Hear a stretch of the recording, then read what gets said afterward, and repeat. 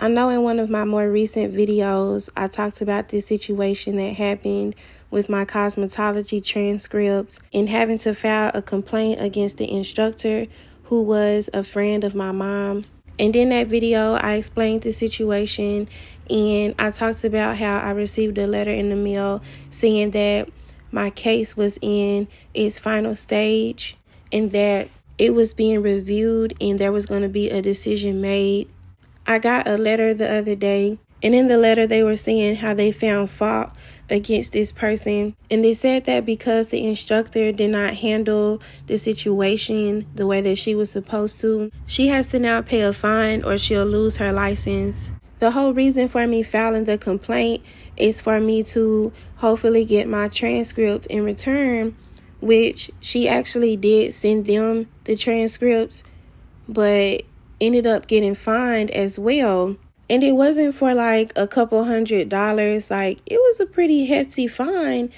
And when I read it, I kind of felt bad because I was like, dang, all I wanted was my transcripts, and here she has to pay all this money to them, and if she doesn't, she'll lose her license. But then I was like, wait a minute, because all she had to do was just send me the paper like 3 years ago. That's all she had to do, but she didn't want to do that. So now she has to suffer that judgment.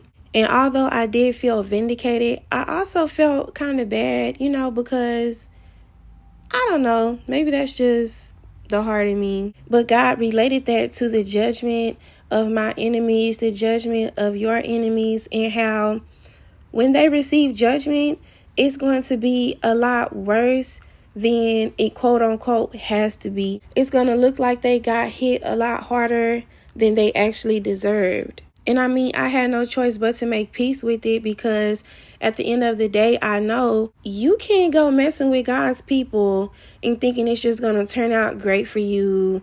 You can't think that you're going to just do something against God's people and nothing's going to happen. Your actions aren't going to be seen. Your actions are not going to be dealt with.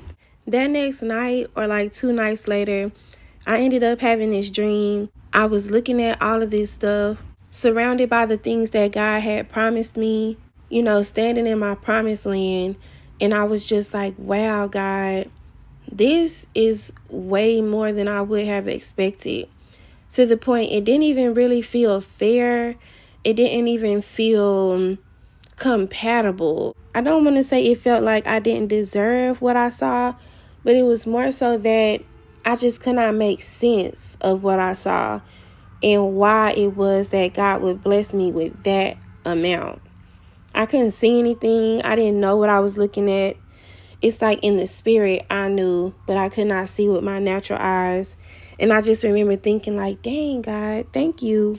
I'm so grateful. I'm so appreciative. I would have never thought that this is what you had for me all along. Then also, I've been having dreams where I'm finding something that I lost. I had a dream about this necklace. It's the first gold necklace I ever bought, and I really like that necklace, but I ended up losing it one day. But in this dream, I was searching for something, looking for something different, and I seen this pouch, and I opened up the pouch, and the necklace was in it. And I just remember thinking like, wow, I found my necklace. Thank you, God. I thought I would never see it again, type of thing. The same thing happened in another dream, but it was a bracelet. However, this was a bracelet I've never owned before. I've never seen before. But when I ran across this bracelet, I began thanking God. I felt so grateful. It was so beautiful to me. Even though I knew I had never owned that bracelet in the dream, it felt like it was mine, however. Then the same thing happened in another dream with this really big pink King James Version Bible. And in this dream, again, I'm looking for something totally different. And I stumbled upon this huge pink Bible. And it was so pretty to me. And I was so happy to have found that Bible. And it felt like something very treasurable, something dear to me. So I'm like, okay, God, you're speaking to, finding things that you have lost, getting something back that you have lost. But the way he was impressing it on my spirit, I felt like it was way bigger than just a necklace or a bracelet or something tangible that I lost. Then I started to see videos titled, "Things you lost will be found, things you lost will be returned to you." And so I'm like, okay, clearly you're trying to speak to me, but I thought that this was a word for others and not so much for myself, because I just could not see how it related to me. Then in the natural, I lost my AirPod case, and the case had a case on it, that purple case that I posted about in my community post. Even with that, now that I think about it, God was using this purple case as a representation of finding something that you lost. This case is purple and glittery. When I first saw it on eBay, I cannot stop thinking about this case. I'm like, ooh, I really want it. I need an AirPod case for my case. And when I finally had the money to buy it and I went back to the listing, it said that it had been sold. And I was kind of disappointed about that case. Then a couple weeks later, God says to me, go and buy a case. And I'm like, God, the case said that it was sold. But I look up the name of the case and everything. I type it in eBay, and it's literally flooded with so many different listings of this same case. Mind you, when I first seen that the case was sold, I immediately tried to go and look for another one. There was no cases on there. But fast forward here recently, I thought I lost my AirPod case. I looked in my purse 100 times. I looked in the car 100 times. That case was gone. I looked all through my room, the living room, everywhere. I called the stores that I had went to that day. I was asking everybody about my little case. The next thing you know, I go to leave again, and I'm looking for something totally different in my purse. And what is in my purse? My case. And I'm like, wait a minute. I'm asking everybody in the house, like, one of y'all are playing with me, because I've been asking y'all all day, have you seen my case? And nobody said something. But now my case is back in my purse. Like, what? But I was happy to have found my case. I didn't have to go purchase another one. I was just happy. You know, it's a great feeling when you find something that you thought you lost. Then the other day, me and my son were at the store. And of course, every time kids go to the store, they got to pick up a whole bunch of toys, and they want everything they see. And so my son picks up this Roblox toy and this Minecraft toy that he wanted. And he was holding on to these toys for dear life. But he was not in position at that store to get those toys. His behavior was not up to par. I said, you need to put those toys back. But then a few weeks later, someone ends up gifting him Roblox and Minecraft toys. And I tried to encourage him, and I'm like, you see how you thought you lost something, or you thought that you weren't able to receive something, and then God brought it back to you? One of the toys that he got was a Minecraft sword. This was actually a sword that he had been asking me about. He had been telling me, I really want this sword. And I'm like, okay, I'm going to get it for you. And he was just like, okay. But he was not letting me forget. He was not letting down about this sword. So, of course, he was so happy to have gotten this sword as a gift from someone. We go to the taco stand. He leaves it on the taco stand. We're almost home. And he's like, wait, I lost my sword. We got to go back and get my sword. And he was crying. He was so upset. And I felt so bad. I felt so bad for him. I was like, look, we got to turn around and go get his toy. So we turned back. And the whole time he's like, oh, God, I hope my sword is there. And I'm praying. I'm like, Lord, please let this boy's sword be here. Lo and behold, we get there. The sword is still in the same spot. He gets it. And his little face walking back to that car with that sword, he was so happy, so filled with joy. And I don't know, it just made me tear up. Not necessarily that, he got the sword. Of course, I was happy about that. But because, it finally hit me what it was that God had been saying. It finally hit me why he's been showing me these different signs. At this point, that's 5 signs? 5+ signs? I don't know. That he is going to be giving back things that you thought you lost, returning things back to you that you thought you lost. And it hits me that he's not just talking about tangible things, because, you can lose something you've never had. You can lose peace. You can lose opportunities. You can lose healthy relationships.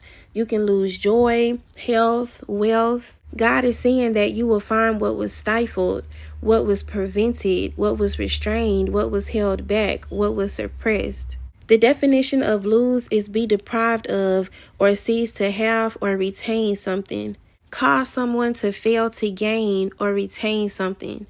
The definition of find is discover or perceive by chance or unexpectedly. How many of those things in those examples that God had been giving me were found unexpectedly? Find also means recognize or discover something to be present or a discovery of something valuable.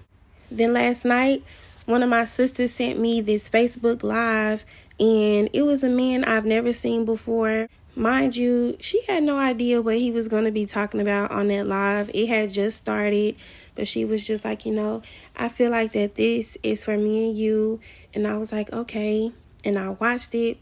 And this man was talking about some of his health ailments that he had been experiencing and talking about how nobody knew he was suffering behind closed doors. And when he began talking about that, I just knew that this was for me.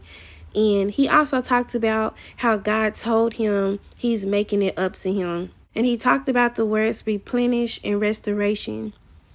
As he was talking about these different things, it reminded me of all the times God made it clear he has to repay me. He is honored to repay me. God right now is like a broke laborer on a new job.